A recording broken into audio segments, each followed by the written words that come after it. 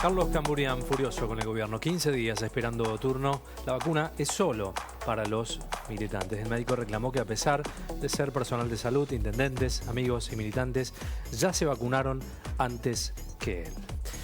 Analiza integrarse al espectro político del PRO. Denunció duramente al gobierno nacional desde su cuenta de Twitter al decir que la vacuna militante es solo para militantes partidarios. Reclamo que lleva 15 días esperando un turno para aplicarse la vacuna Sputnik V, siendo personal de salud considerado esencial y prioritario en el esquema nacional de vacunación de la gestión de Alberto Fernández. 15 días esperando un turno. Vamos a hablar con el doctor Carlos Camburian, médico pediatra, expresidente del Hospital Garrahan, sobre este tema que ya hace algunos días, semanas, ha despertado polémica en la República Argentina. Vamos a saber de primera mano la opinión del doctor respecto a esta situación conflictiva en nuestro país. Doctor, ¿cómo le va? Bienvenido.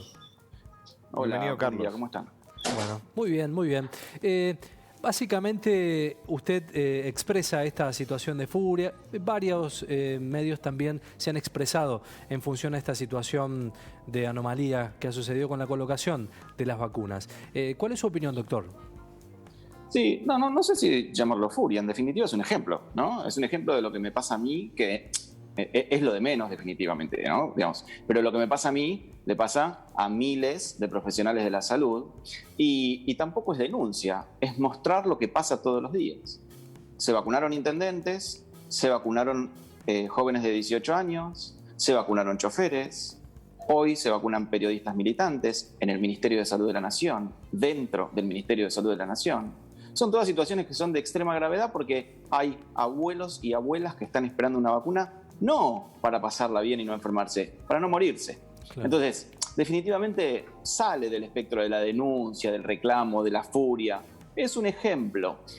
Cuando yo puse eso, me escribieron cientos de profesionales de la salud a mi Instagram, a Carlos-Camburian, porque denunciaban lo mismo. No están siendo vacunados y están esperando turno, no hace 15 días, hace más de un mes. Entonces, pasa esto por dos motivos. Primero, porque no hay un plan de vacunación, porque si hubiera un plan de vacunación, aquellas personas que se vacunan y no están en el orden de prioridad tienen que ser denunciadas. Y aquellos funcionarios que avalan esto tienen que apartarse de su cargo. En una situación de pandemia estamos hablando, ¿no? Por supuesto. Un momento grave, complicado, en donde llevamos 6 meses con 200 muertos promedio por día. ¿Nadie repara en esto? Nadie repara, solamente miramos un número en la tele.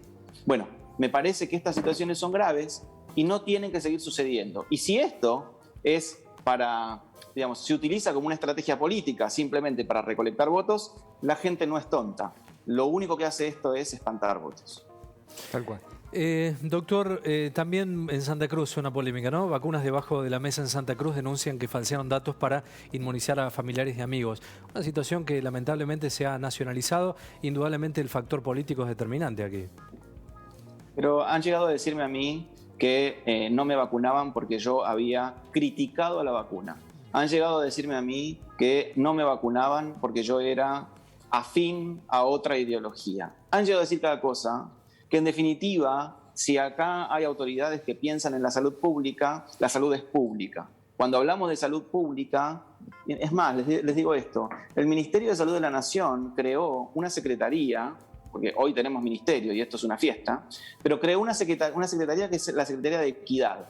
Bueno, está ausente en esta pandemia la Secretaría de Equidad, porque si hubiera equidad, no pasaría lo que está pasando en cada uno de los puntos que ustedes muestran en donde se vacuna gente que no está en el orden de prioridad. Doctor, ¿usted cree que no hubo un plan desarrollado, sanitario, eficiente durante la etapa de pandemia en Argentina? No, definitivamente, claro que no. Lo único que hubo fueron 15 días de aislamiento estricto que lograron buenos resultados, pero a partir de eso no hubo más estrategia más que esperar la vacuna. Hace 3 meses que estamos solamente esperando una vacuna que no llega, una vacuna que no tenemos y un plan de vacunación sin vacuna, en definitiva. Porque no nos vayamos a pensar que un plan de vacunación es ver vacunar a un puñado de gente, ¿eh? Digamos, eso no es un plan de vacunación y eso no es contener una pandemia. Hoy lo que estamos viendo es vacunar a un puñado de gente y un puñado de gente seleccionada. Esto no es contener una pandemia. Lo triste de esto también que se ha viralizado en redes, funcionarios, políticos y demás militantes, como usted dice, gente de corta edad, vacunándose y sacándole la posibilidad a aquellos que están en primera plana, en el caso de los médicos, en el caso de los adultos mayores. Los docentes, sí. Que hoy también tienen que ser vacunados. Y lo que más me llama la atención es que lo expresan, ¿no? Digamos, sí. Es como la impunidad en su máxima potencia. Yo no estoy en el orden de prioridad, yo consigo una vacuna porque un amigo del ministerio me la da y encima de todo te lo pongo en el rostro a vos, abuelo o abuela, que estás esperando hace un mes la vacuna, que no te la podés dar, que corres riesgo de vida y te lo enrostro. Bueno, ¿qué podemos esperar, digamos? Por eso te digo, yo estoy en el límite de saber si es una genialidad o una completa idiotez. Pensaba en esto, doctor, para que me ayude a reflexionar. Digo, probablemente ha existido situaciones similares de otras características en otros tiempos y la viralización hoy ha hecho que esto se conozca. Es triste, es lamentable exponerlo públicamente, ¿no? No, por supuesto, pero aparte, ¿para qué? ¿De qué se trata? ¿Se trata de lastimar al ministro? ¿De qué se trata? Porque ¿por qué uno va a expresar que se va a vacunar al Ministerio de Salud de la Nación, que no tiene un vacunatorio, que no tiene un proceso de vacunación dentro del ministerio, salvo para los empleados del ministerio? Porque entonces, ¿qué hago yo? ¿Qué tengo que hacer yo? Que mi mamá y mi papá están esperando también un turno hace varios días. ¿A quién le digo que llamen en el ministerio para ir a vacunarse? ¿O es para algunos nada más? ¿O es para quién? ¿O es para los militantes? ¿O es para los que... ¿Para quién? Entonces, insisto con esto. Estamos en la Argentina esperando una segunda ola muy fuerte en el invierno, sin vacuna, por lo tanto sin plan de vacunación y que las pocas vacunas que llegan se las dan a algunos amigos. Gravísimo. Esto, y no quiero escuchar, porque ahí realmente sí me voy a enfurecer, no quiero escuchar que digan esto pasa en todas las partes del mundo, porque no pasa en todas partes del mundo. Eso, doctor, parecen dos países, ¿no? Uno para los políticos y otro para aquellos de a pie que tenemos que solicitar turnos y generar las vacunas para personas adultas mayores o, como usted decía, docentes, médicos y demás. Se mostraron algunos indicios que tenían que ver en la etapa pandémica con el aislamiento, recuerdo, ¿no? El gobierno en actos sociales, reunidos, digo, había algunos indicios ya de no cuidar todos estos detalles y de empezar a perder credibilidad y peso propio en el discurso que tenía Alberto Fernández puntualmente en la etapa del aislamiento que tuvo que tener la Argentina, mostrando actos públicos en distintos lugares de la Argentina. Sí, vamos, yo lo corro un poco al presidente de esto, porque el presidente no puede estar encima de todas estas cosas. Ahora, tiene funcionarios que definitivamente no cumplen con lo que promueven, ¿no? Entonces, si uno ve un funcionario sin tapabocas, si uno ve un senador sin tapabocas, o si uno ve que no se cumple la distancia, y es muy difícil para nosotros explicarle a la gente de común, de a pie, que lo tiene que hacer. Ya es imposible. Hoy, si uno sale a la calle, 7 de cada 10 personas no tiene el tapaboca bien puesto. Ya no hay más distancia social para nada en ningún lado. Entonces, los casinos abiertos, ¿no? Estamos discutiendo si las clases sí, las clases no. Entonces, por eso digo, me parece que no hay ninguna estrategia hoy, en la Argentina hace rato que no hay ninguna estrategia para contener la pandemia, ninguna, solamente esperar que llegue una vacuna que en el corto plazo, insisto, no va a llegar. No me equivoqué con todo lo que dije yo durante todo el año anterior, y no me equivoco en esto. No vamos a tener la suficiente cantidad de vacunas para vacunar. Aparte, ¿por qué creerlo, no? Si pensábamos que la pandemia no iba a llegar a la Argentina y llegó, si pensábamos que iban a llegar 5 millones de dosis en enero y no llegaron, si pensábamos que iban a llegar 5 millones de dosis en febrero y no llegaron, ¿por qué pensar que en agosto vamos a estar todos vacunados? No hay motivo para pensar eso. Ahí es donde me pregunto respecto al asesoramiento que usted decía de cuidarlo al presidente, ¿no? Se tiraron cifras respecto a la llegada de vacunas que no fueron así. No, pero por supuesto, pero ¿por qué no fueron así?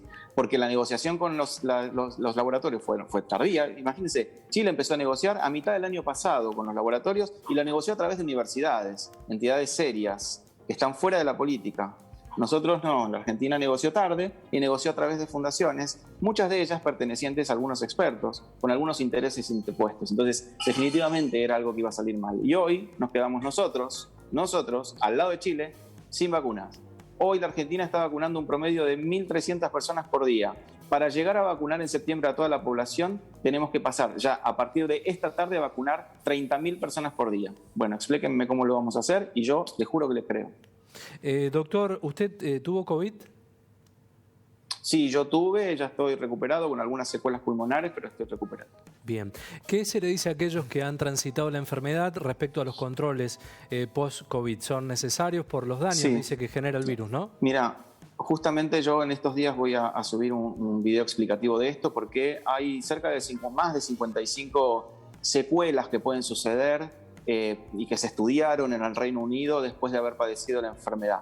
La más frecuente de todas es la fatiga, es el cansancio. El 70% de las personas que cursaron la enfermedad permanecen con el cansancio durante varias semanas. Y después está el dolor de cabeza y, bueno, algunas cuestiones menores como algunas cosas transitorias, digamos, cognitivas. Bueno, nada, hay más de 55 consecuencias que pueden suceder y que suceden en el 80% de las personas que cursaron la enfermedad. Por eso creo yo, y esto es como sugerencia, me parece que también en salud pública hoy hay que pensar en cómo vamos a hacer para controlar en los hospitales o en los sanatorios o en los sistemas de salud a las personas que padecieron la enfermedad. Hay que generar unidades de control de esto porque las personas van a necesitar, sin lugar a dudas, mucho control médico.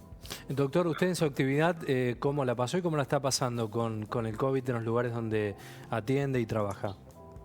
Bueno, ahora estamos en un momento mucho más tranquilo, ¿no? Por supuesto que el año pasado fue durísimo, fue muy complicado, muy difícil, mucha demanda de gente, por supuesto situaciones muy críticas. Hoy estamos en una situación mucho más tranquila, pero a la expectativa, nunca paramos de trabajar, ¿no? A la expectativa de lo que pasa en el invierno. El invierno va a ser duro. Este invierno que viene, otra vez vamos a tener grandes problemas, a mi criterio, y ojalá me equivoque. Doctor, ¿y qué piensa de la vuelta a clases con la perspectiva de que no alcanzan las vacunas? La vuelta a clases ya no es discutible, ¿no? Insisto con esto. Con casinos abiertos, bingos abiertos, con manifestaciones en la 9 de julio, es imposible seguir discutiendo si las clases tienen que empezar o no. Las clases tienen que empezar, las clases tienen que ya estar en actividad. Las aulas son lugares controlables, y cuando digo controlables digo que hay un docente que va a hacer que las normas se cumplan. Nada de esto va a hacer que haya contagios dentro de las escuelas, va a haber contagios. Vamos a tener que cerrar escuelas, esto va a pasar, pero no tenemos que cerrar todas las escuelas, sino que al ser controlable podemos hacer burbujas de cierre y eso hace que el resto de los alumnos puedan seguir educándose. Las escuelas, la escuela, más allá de encontrar al alumno, a la alumna con números, letras, libros, ordena a la familia. Te da un horario, tenés que armar tu valija, tenés que armar tu mochila, tenés que acostarte una hora, tenés que levantarte a otra hora. Ordena. Hoy las familias están desordenadas y eso hay que volver a encaminar. Bien, respecto a su actividad, doctor, los niños, nos miran muchas familias también en el Federal Modo Tarde, tienen baja posibilidad de contagio, ¿no? No tienen baja posibilidad de contagio. Los chicos se contagian tanto como los adultos. Los chicos también contagian, transmiten la enfermedad, pero tienen la particularidad que, digamos, cursan una enfermedad mucho más leve, no tienen complicaciones. Por supuesto que hay casos en que sí, pero son menores, son muy pocos casos. Cuando te toca es el 100% de tu caso, entonces eso es complejo y encima es un niño y duele mucho más. Pero en general y en la gran mayoría de los casos son enfermedades leves. Esto hace que los chicos hoy estén en una situación mucho más favorable. Bien. Doctor, ¿se va a integrar a la política? Yo trabajo en política hace más de 20 años. Lo que pasa es que trabajo en la política buena pensando en la gente y no es que ando pidiendo vacunas por debajo de la mesa. Yo eso no lo hago. La política es una herramienta que le mejora la vida a la gente. El problema no es la política, el problema son los políticos. Así que, insisto, yo esto lo vengo haciendo hace mucho tiempo. Y si ahora tengo que, redoblar mi trabajo para efectivamente hacer que la gente viva mejor, sí, obvio, lo voy a hacer, por supuesto. Bien. Doctor Carlos Camburian, muchísimas gracias por su tiempo. Gracias, Carlos. Gracias a ustedes. Saludos. Hasta luego.